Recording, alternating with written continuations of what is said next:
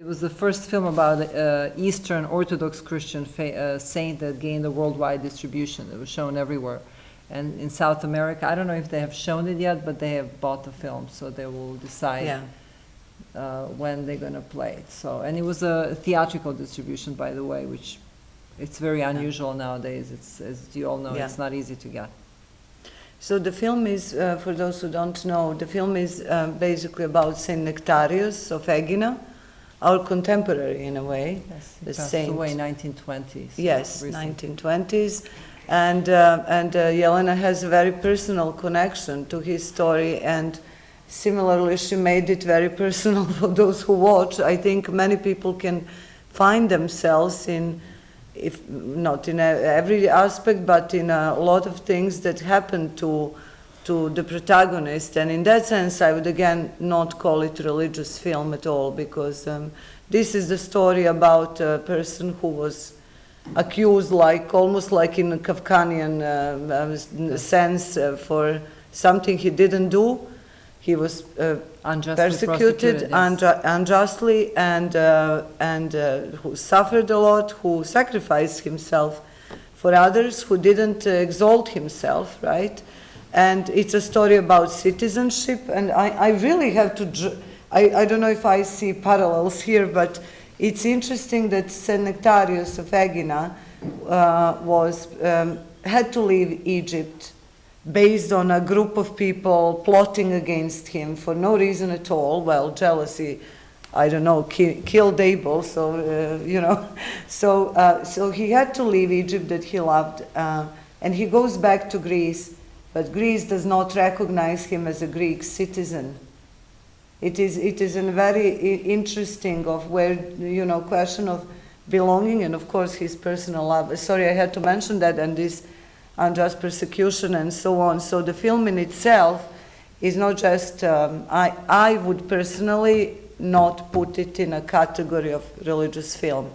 I think this is important that we are moving. I see here that we are moving. Perhaps we have been moving for decades, but I'm catching up. But I'm glad that we will be able to move for thinking about religious film, like in categories of religious film, because for me, religious film is something that you construct and really want to make up, almost like preaching, which is fine. That's fine too, you know.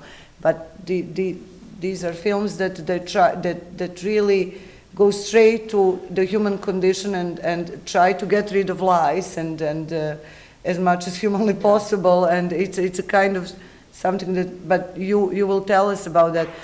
So I did want to ask you about that, and because we had a conversation after Amos about form, the film form and the narrative and so on. And of course, I know now you're thinking about Tarkovsky.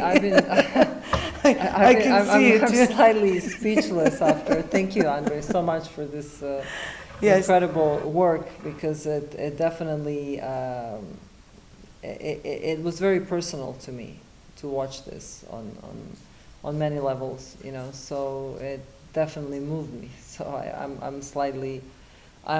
under influence right now. Yes. But indirectly it connects to what we were talking about. Yes. As you asked me, I mean, I come from, my background is drama. I studied in a drama school. I didn't go to a film school, so-called, but so not every director has gone to a film school. I come from a Stanislavski background training. Yeah.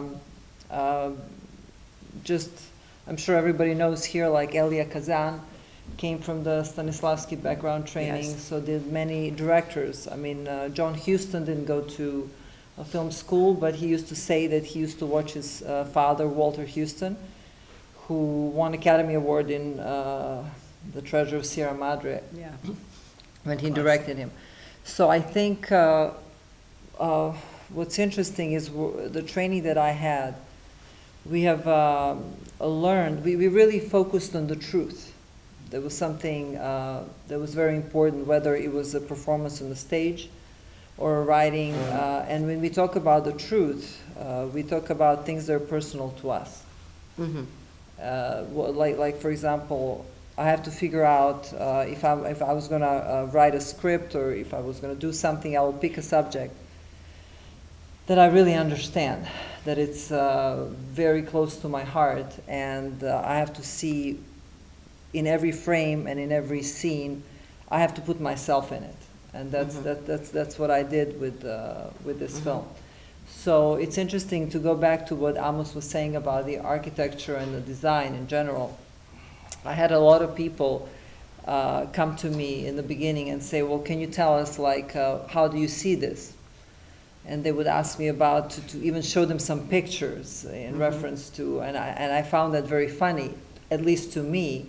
Maybe a lot of people work that way, but for me the most important thing was with my director of photography, who kind of understood me and what I wanted to do, which was very important. We had to first decide what was the emotional value of the scene. What is this that we were trying to portray? And then all of that has to be supported by the architecture, by the design, by the color palette. It's not the other way around, at least for me. So I even though I was bombarded by these questions at the beginning, I would kind of get annoyed. Like, well, can you show us some pictures? I say, I can't show you a picture. I will know what I need after I realize what is this that I'm trying to portray. So this is how I sort of approach this whole work. And things that were very of a personal nature. I had a father who had passed away in 2011, who was prosecuted because he was just. He was a righteous man he was a civil engineer, one of the best at the time in Yugoslavia, but because he wasn't willing to do unethical things to further his career. Yes. He was, it's kind of personal. He worked for this really, because he was one of the best civil engineers in the country.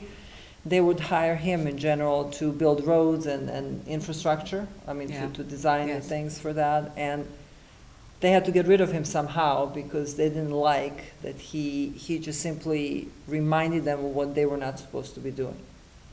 So they brought 6 false witnesses. No, first they set him up. They sent him to finish something when it was extremely windy, which would entail for him to send a worker to climb very high on the pole, which would endanger the man's life. So he obviously wouldn't do that. They knew he wouldn't do that. So there was a setup, and then they brought 6 false witnesses to testify against him. And that's how they got rid of him. And he was without work for many, many years. He couldn't get a job.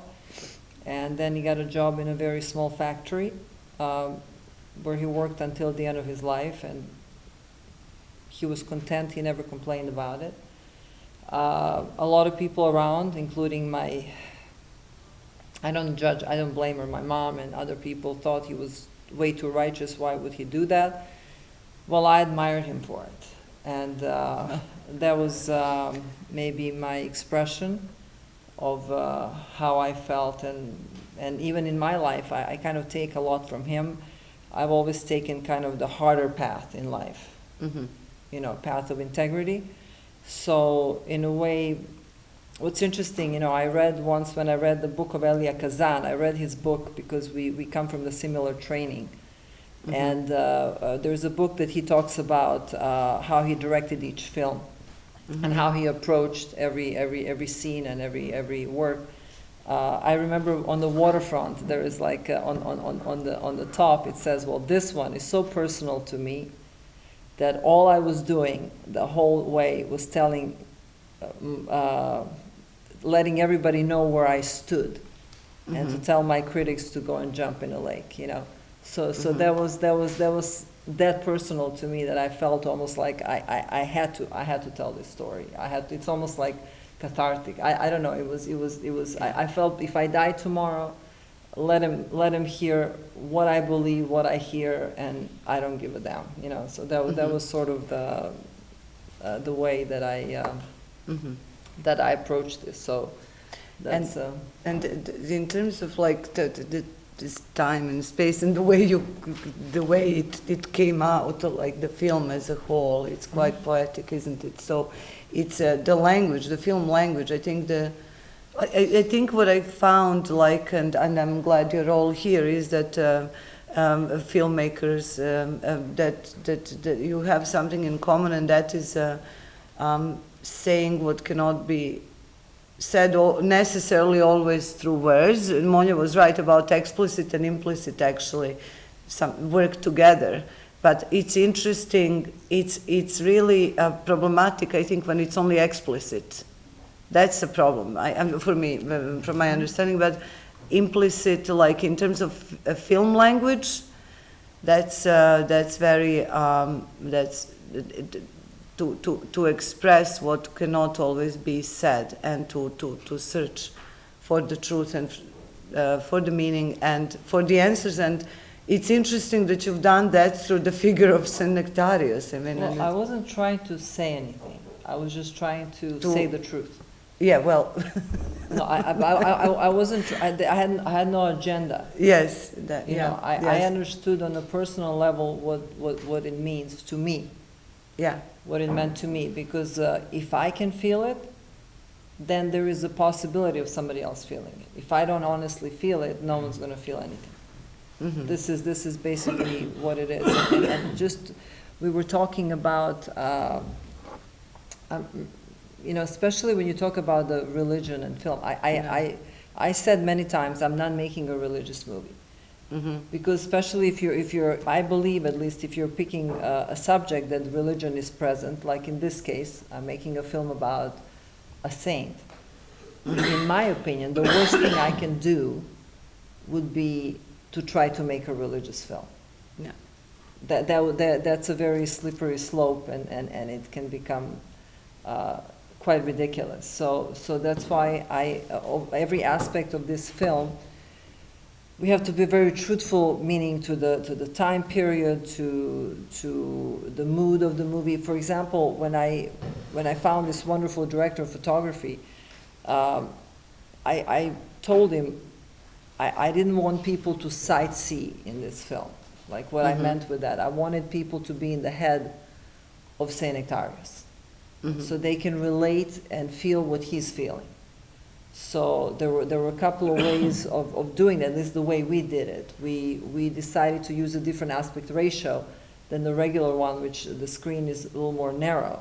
Mm-hmm. So that way it makes the viewer focus on what the character is feeling, rather than what's happening around the character. Mm-hmm. Then there was a little more space above his head, which in a sense intuitively or subconsciously would give out this feeling that he is reaching for something higher. Mm-hmm, mm-hmm. Without, I mean, just visually, you know. Yes, visually, yes. It had that sense. We decided to desaturate the color. Mm-hmm. It wasn't completely black and white, but it was quite desaturated to match the mood of the film, because this is a story of a man who has suffered a lot. Mm-hmm. And it was the suffering that you know, it couldn't be with the vibrant colors in mm-hmm. that sense. It kind of followed the mood. And so I always, and I was very lucky to work with incredible people. I had incredible set designer, a costume designer, and we were really, every aspect of this had to be very honest. We couldn't, and then acting, what's interesting, as somebody who studied in the drama school, and I mm-hmm. understand that process, and I enjoy, I'm an actor's director, mm-hmm. And I'm quite comfortable in that mm-hmm. Space. I wanted my actors to be very still, particularly for this film. I wanted them to have a lot of emotion, and to understand not what they were saying, but what they were doing in the scene. which is a little bit similar to what you mentioned about, I didn't want them to, it's funny, in a way, I remember when Andrey was talking about it, I really forced every one of them not to,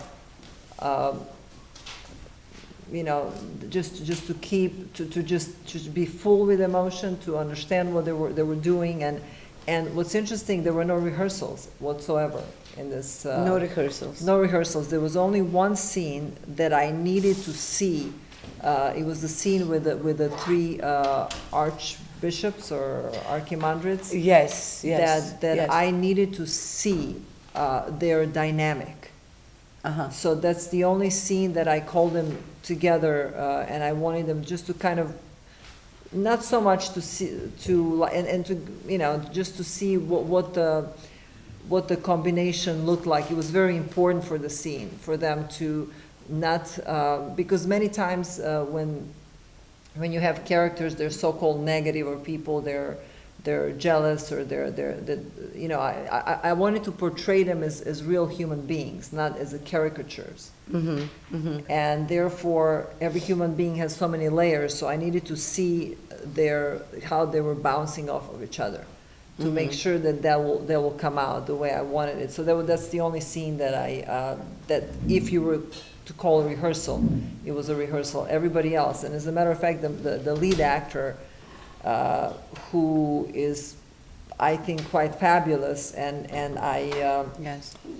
he had this quality where he wouldn't have to say anything, and you Mhm. would believe he is what he's playing. And I try to do that with that's how I usually choose my actors. Apart from obviously having a lot of talent, a lot of people are great actors, but to me, even more important for the role is for them, without saying a word, that they exude that energy and that feeling that you would really believe that they are what they're playing. So this is what I did, and he actually preferred, when I told him about it, do you want to meet people? I told him I actually would like you not to meet anybody. And he said, actually, I was going to tell you that. Uh-huh. Like, I would prefer not to meet anyone. I just want to see them the first time on the set. On the So set, therefore, yeah. I had to do the work with each one of them, in the sense, so they all knew exactly what the scene was about to them personally, what were Yeah. they doing in the scene. So therefore, it actually worked. There were like, we didn't have to reshoot one scene. That's fantastic. That's just that moment that you said when you put them to see the dynamics. That's the high angle, right? When they were When together. they're sitting together. together, Yes. and then the camera is above, like observing them. Yes. That's interesting. That's that interesting. was interesting. The moment of plotting against. Well, yeah, I wanted unconventional way of shooting. This Yeah, particular. okay. I've spoken to my director of photography, and we definitely discussed about it. But again, when you have understanding for something, it's very easy to see Mm-hmm. what is real and what is not. Okay. Yeah. It's not I'm not trying to perceive anything. I just know what it is. Mm-hmm. So when you know what it is, then you can just you can create. You're free to create, and not to not to have Yeah. any preconceived notions. You know, Yes. you just kind of let yourself go and let the magic happen if it's meant to be. Yes. And I honestly believe in this particular case, because of the subject matter, I was focused. I always kept saying the truth, because a lot of people around me, because it was about the saint. A lot of people would say, well, how are you gonna bring this light? I'm like, what light? You know, like there's no such thing as bringing light out. You either are honest about what you're doing, and if something was to happen like that, it would not be my doing. It would be somebody else rewarding my work. Yes. And I my see. honesty, you know, so that's basically what. So not trying to actually manipulate anything, No. but rather tell an honest story about Yes. the suffering of a person I'm a human being. and being real Yes, in a most realistic sense, not Possible. trying to No. to manipulate around it. Yes, that is a very kind of yes. I was well. I wrote about it, and it's still very interesting. Do you have, rather than Yelena and I mean, do you have any questions specifically for Yelena? Just Yelena, now. did you have any dark nights of the soul or any epiphanies during the shoot? I Were had there it. times when you wrestled with something or you had a revelation? You know, there was an interview I've given recently to a Romanian lady, and I think that was one of the more honest things that I've written. I really believe this, that I've had Dark Night of the Soul before the film. As a matter of fact, right before I was going to make this film, I reached a point in my life where I thought, if I die, I don't care anymore. Something has happened where I felt like, okay, that's it. I've lived this long, and maybe I'm just not supposed to be around anymore. And in that turmoil, this last thought, maybe this comes from a Hollywood experience. It kind of, you never give up, right? You know, I thought, well, why am I in Greece? You know, because I didn't go to Greece to make the film. I just kind of crawled to Greece. I was in Serbia. Something horrific has happened to me, very difficult, and I literally crawled down to Greece, thinking I'm going to just get into the sea, and maybe if I can swim, I might feel a little bit better, and this pain would just be not as excruciating. And in that moment, I thought, well, am I here maybe to make this film about a saint? And so yes, I don't talk about it lightly, but I'm familiar with that. I'm very familiar with that. That's why I dared doing this project. Otherwise, I wouldn't get into it. It would have been too much. Did you ever have your moment of an epiphany, though, too, of something that Well, says, I'll this tell is you. amazing? During filming, you mean? Yes. What happened here? Because filming itself was very difficult, because we did it during the pandemic time. I think. Forgive me for saying this now, I'm going to bring in not the religious aspect, but the miracle into this, that if you can believe that for 7 weeks, everyone had to be tested, like about 100 people daily on the set, right? Maybe 50, the least. And if anyone had contracted COVID, our production would have shut down and film wouldn't have been finished. I mean, I had a lot on my shoulders. I ended up in a hospital like 5 times. I had arrhythmias, and I had I don't know if I could do this again the way it was done. I literally had ice on my chest to slow down my heart rate while I was filming. But I was so connected to this story, and I was so determined to finish it. I said, well. I'm still alive, so I another day. So finally, it was finished, and that's so. But what I want to say, what's interesting in the midst of all this difficulty, I must say that I have gained some kind of peace that I did not know it existed before.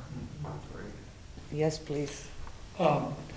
I'm trying to figure out how to formulate this question, but to make a movie about a saint, when you say saint, it's like you make a movie about Jesus, or you make a movie about some religious figure, but you also talk about you have to be real and authentic. So, and then you've been speaking about your personal struggle in making this film and that sort of thing. Did the fact that you were making a movie about a, quote, saint intimidate you? Did it make you wonder what you know, can I live up to this? Can I really make this person the way this person is supposed to be revealed? Yes. Yeah. To be honest, I had this heavy responsibility on my shoulders. I dared to do it. I'm going to say it again because I felt it was very personal to me. And I felt there was a possibility that I had a chance of communicating and bringing him to people's hearts, which was my main goal. Okay. But however, the responsibility was huge. And I can share something. I think it's interesting because of the pandemic, the release date had to be moved. And the first place where my film actually so-called premiered, without my knowledge for the first 10 minutes, then I realized my husband went to Mount Athos. Mount Athos is a place in Greece where there are all these monasteries. So the reason I told him, can you please go and show it to the abbot of a monastery who's helped to make, without their help I wouldn't be able to make this film. They actually helped me. So I wanted them to see it, but part of me was scared, and I said, but make sure just the abbot watches it with maybe one monk, you know. I was a little bit freaked out, you know, because I said make sure, and I can see when I was talking to them, like I'm asking Father Markel, Adrianos was my friend, I'm saying, so you're gonna watch it, and Yeronda, and they're like, they're hanging up on me. I'm like, why are they, what is happening here? You know, so my husband ends up going there, and he calls me from Mount Athos saying, Yelena, there is like 200 chairs here. They're having a. So the premiere was in Mount Athos. In Mount Athos, my legs and I just said to myself, oh my God, that's it, I'm finished now. Because this, can you imagine, like 200 monks from the whole Mount Athos are going to watch my film, and all I did was like, okay, maybe there's something. Then I wrote, I said, please, I told my husband, let me just write something, because as being Serbian, Saint Sava, one of our great saints, Saint Sava and Saint Simeon, were in Vatopedi, in a particular monastery, for 15 years before they made their own monastery, which is Hilandari. So I had to say something about it. Being Serbian, I had to just say how grateful I am that how it's actually interesting, this connection that I made this film about Greek saint, but then there is Saint Sava and Saint Simeon. There were, and it was the night before Saint Sava was celebrated when they're showing the film. So I was a little bit kind of taken by this, but luckily and this was the biggest test for me.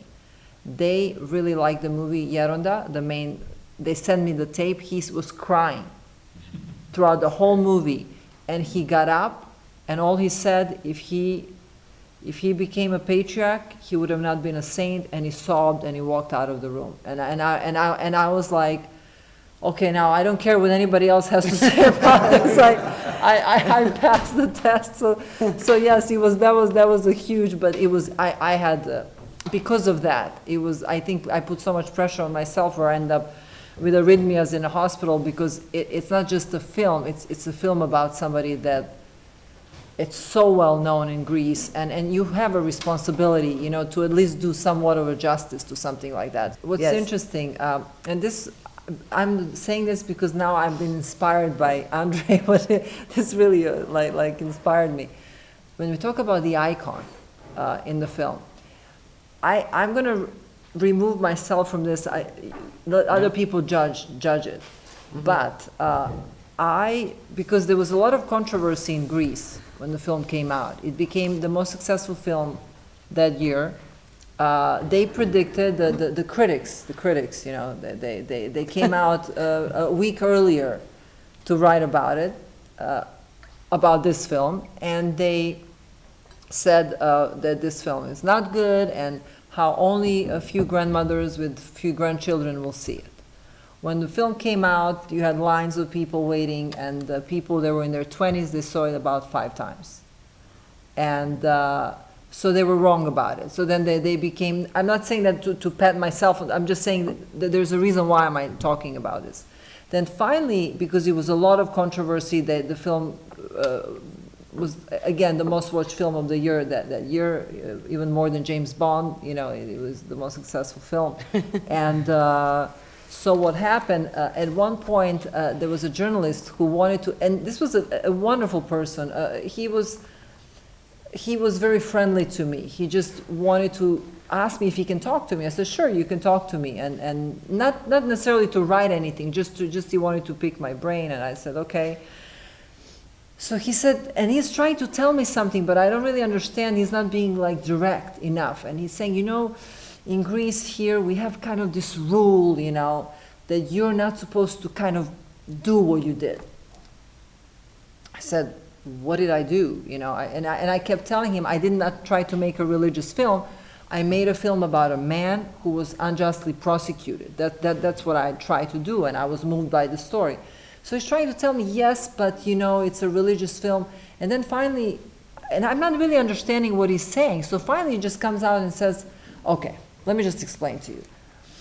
If you made a film about, we have no problem that you made a film about Saint Nectarius. If you just made the film like everybody else makes movies about him, a good film, we would have no problem. But you put an icon into the movie theater and you cannot do that. And I said, oh, I wasn't aware of that. And I was like, thank you for the compliment. I just like, so this is interesting so if you talk about Tarkovsky, who obviously I'm not comparing myself in any shape or form, I'm just nobody comparing to Tarkovsky, but it's interesting what you were saying, that maybe what the people were bothered by at his time was that he was able to kind of really get in so deep in people's hearts and souls that's what bothered the authorities. It wasn't the, you know, so I just wanted to say that. So that was interesting. To go back to the last film we discussed, that, you know, you're talking about a prayer here. You're talking Right, about yes. the realization of something that is spiritual. It can't be categorized. It can't be made Yes. into a genre. It's about the expression of time, you know, which is kind of what I'm going to talk about later today. Oh, yes. Very, very